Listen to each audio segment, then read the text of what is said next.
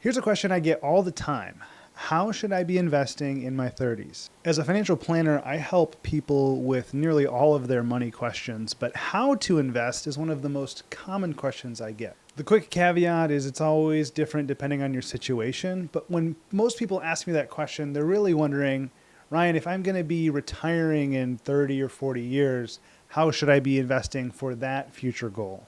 There are a lot of different options for investing, but most of the time people are talking about things like their 401ks or their IRAs and thinking, where should I allocate these dollars while I'm waiting to retire? What's the right mix of stocks versus bonds that are going to help me get closer to my destination? When you look at the historical performance of stocks versus bonds, it's pretty clear that stocks outperform bonds in the long term. Now, we've all heard the statement, past performance is no guarantee of future results. But I think there's a reason that stocks perform better than bonds in the long term, and I think there's a reason that they're likely going to in the future as well. When it comes to building wealth and investing, there are two main options. You can be an owner or a loaner. Now, what do I mean by that? Think about it like this. Companies, whether they're tech giants, energy firms, retail brands, or even that local small business down the road, are always looking for ways to grow. One way that larger companies do this is by issuing debt. Things like bonds help them raise money so they can invest in their business. They take on this debt because they believe they can invest in their company and turn it into something even more valuable. They're betting on their ability to innovate, expand, and ultimately increase their profits. So here's the big question. Would you rather be part of the ownership of that company?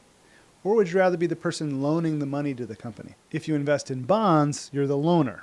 You're giving the company money and they're paying it back to you with interest. Sounds relatively safe, right? But here's the thing, your returns are limited. You're essentially putting a cap on your future earnings because you're accepting a fixed rate of return for your investment. The company, on the other hand, is using your money to chase growth, to create value far beyond what they're paying you in interest. Now, on the flip side, if you invest in stocks, you're not just along for the ride. You own a piece of the company. When that company grows, innovates, and becomes more profitable, you share in that success. Your potential upside is much, much greater. And that's why I say be an owner, not a loaner. When you own stocks, you're aligning your financial future with the growth and value of the companies you invest in. And over time, that's where real wealth is built. It's about playing the long game, being patient, and letting your investments grow as the companies grow. As always, it's your call, it's your money, but as for my clients and myself, the choice is clear. Stocks offer the ownership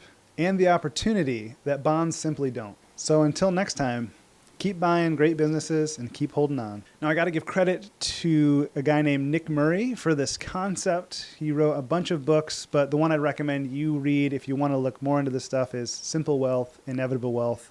And it kind of digs deeper into this idea of the value of stocks over bonds. Thank you again for your time. You can check out my latest video here.